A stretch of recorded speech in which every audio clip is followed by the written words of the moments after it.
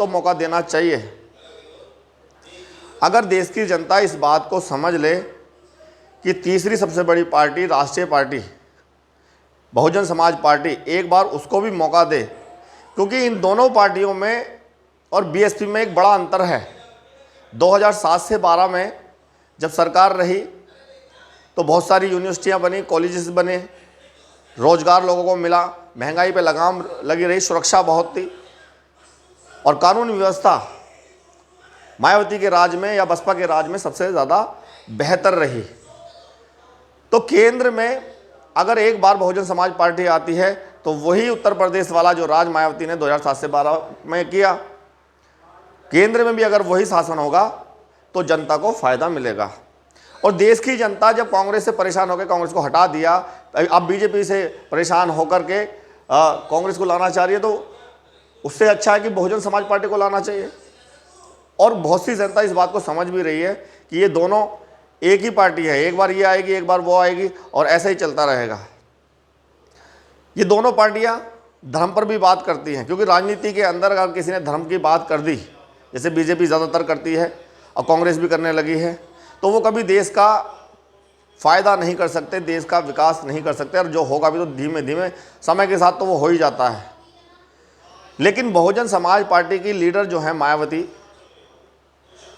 राष्ट्रीय अध्यक्ष बहुजन समाज पार्टी की, उन्होंने कभी भी धर्म की बात राजनीति में नहीं की। वो कहती हैं कि धर्म जो है वो एक आस्था का विषय है और देश की जनता को संविधान ये अधिकार, ये हक देता है कि वो पूजा पाठ करे, उसका प्रचार प्रसार करे, सारी चीज़ों का अधिकार संविधान ने दिया है। वो किसी गुरुद्वारे में नहीं गई, वो किसी मस्जिद में नहीं गई, किसी मंदिर में नहीं गई। तो राजनीति से बिल्कुल धर्म को अलग रखा उन्होंने, और जो धर्म को अलग रखेगा राजनीति से, वो देश की जनता के बारे में सोचेगा और कॉलेज बनाएगा, स्कूल बनाएगा, शिक्षा देगा। वो सारे काम मायावती जी ने किए। ये बड़ी बड़ी पार्टियां अपना मैनिफेस्टो जारी करते हैं और हम ये कहते हैं कि हम ये कहते हैं कि हम ये दे देंगे, वो कर देंगे, नौकरियां दे देंगे। जैसे कांग्रेस भी आज गारंटी दे रही है, मोदी जी आज गारंटी दे रहे हैं। लेकिन मायावती का पहले से ही रहा है कि वो कहने में कम करने में ज़्यादा विश्वास रखती हैं। उन्होंने मैनिफेस्टो नहीं बनाया आज तक, लेकिन वो काम किए जो जनता के लिए होने चाहिए, आवश्यक है। तो इसीलिए देश की जनता को बहुजन समाज पार्टी का साथ देना चाहिए। अगर वो किसी गुरुद्वारे या किसी मंदिर में बाई चांस चली जाती हैं तो दूसरे धर्म के लोग भी कहेंगे कि हमारे उसमें भी आना चाहिए, फिर मस्जिद वाले भी कहेंगे मस्जिद में भी आना चाहिए।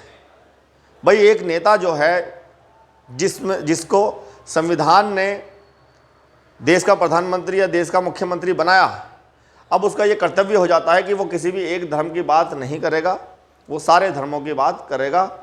और अगर वो किसी एक मंदिर में जाता है तो उसे मस्जिद में भी जाना पड़ेगा, उसे गिरजाघर में भी जाना पड़ेगा, सारे उसमें जाना पड़ेगा। लेकिन सबसे बड़ी बात यह है कि जब संविधान ही सेकुलर है तो धर्म की बात राजनीति में ना हो तो ज़्यादा बढ़िया, काम की बातें हों। देश को विकास की तरफ कैसे ले जाया जाए, देश के जो अशिक्षित लोग हैं यहाँ पे करोड़ों, जिसकी आबादी लगभग 50% से ज़्यादा है, अगर उन्हें शिक्षित करने के बारे में सोचा जाए तो देश विकास की तरफ जाएगा और जो बड़े बड़े देश हैं उनसे हम आगे निकल सकते हैं। ये तरीका है। तो हमें इस धर्म की राजनीति से बचना पड़ेगा और इसको छोड़ करके एक ऐसे लीडर, ऐसी नेता, जो मैं समझता हूँ कि मायावती जी से अच्छा कोई नेता देश के लिए नहीं है, हमें चुनना पड़ेगा। अगर आज हम चुन लेते हैं, 2024 में भी चुन लेते हैं, तो देश बहुत जल्दी तरक्की कर सकता है। और जो नौकरियां, जो युवा घूम रहे हैं, जिनको नौकरियां आज नहीं मिल रही, जो परेशान है, बहुत सौ ने आत्महत्या भी कर ली है, तो वो सारी चीज़ें बंद हो जाएंगी। किसानों का गन्ने का रेट सबसे ज़्यादा मायावती जी ने बढ़ाया, ये सारे किसान भाई जानते हैं।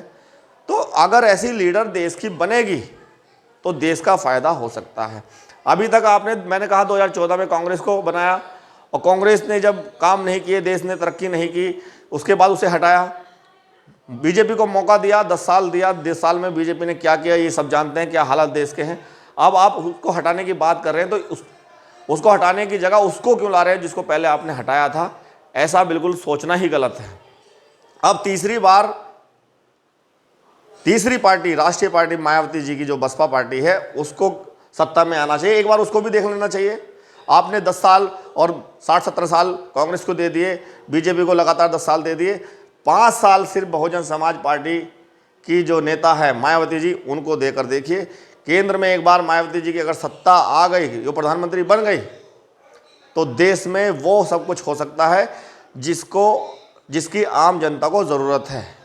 और जनता की ज़रूरत मायावती से ज़्यादा कोई नहीं समझ सकता, क्योंकि एक गरीबों की पार्टी है और गरीबों की पार्टी गरीब से निकलकर जो बनी है, उन्होंने सारी चीज़ें देखी है कि एक गरीब को क्या क्या चीज़ों की ज़रूरत पड़ती है और कैसे कानूनी व्यवस्था अच्छी होनी चाहिए। गरीबों की कहीं सुनी नहीं जाती, तो उनके लिए भी कानूनी व्यवस्था बड़ी बेहतर होती है। तो जनता को ये बात समझनी होगी। थोड़े बहुत छोटे मोटे लालच में या बड़े बड़े जुमले जो पार्टियां कर रही हैं, उन जुमलों में नहीं आना। और एक बार पूरी देश की जनता से अपील मैं कर रहा हूं, और मैं इसलिए कर रहा हूं कि मैं समझता हूं कि देश के लिए मायावती बहुत ही ज़रूरी हैं। इन्होंने अभी तक बेड़ा गर्क ही किया है, दूसरी पार्टियों ने। इन्होंने एक दूसरे को लड़ाया है, देश में बांटने का काम किया है इन पार्टियों ने। और जो देश को बांटने का काम करेगा, और ये जब तक बढ़ता रहेगा, जब तक देश तरक्की नहीं कर सकता। इसीलिए आज हमारे देश में नफरत का माहौल बना हुआ है, और इस नफरत के माहौल को अगर ख़त्म करना है तो भाईचारा पैदा करना होगा।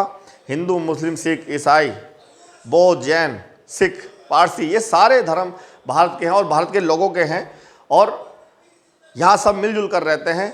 जब इनमें भाईचारा आपस में होगा और ये सभी लोग जब एक साथ पढ़ेंगे, शिक्षित होंगे इनके बच्चे, और ये स्कूलों में जाकर एक ही धर्म, सभी धर्मों के जो बच्चे होंगे वो साथ पढ़ेंगे, इनमें दोस्ती होंगी। तो आज की जनरेशन जिस तरह से इन चीज़ों को नहीं मानती, तो ऐसे करके ये तरक्की कर सकता है देश। इसलिए बीएसपी की राष्ट्रीय अध्यक्ष मायावती जी को प्रधानमंत्री एक बार बनाना होगा। इतने साल आपने कांग्रेस को दिए, 10 साल आपने बीजेपी को लगातार दे दिए। एक बार मौका, चाहे गठबंधन से ही मिली जुली सरकार से मायावती को प्रधानमंत्री बनाना हो, एक बार मायावती अगर सत्ता में बैठ गई तो फिर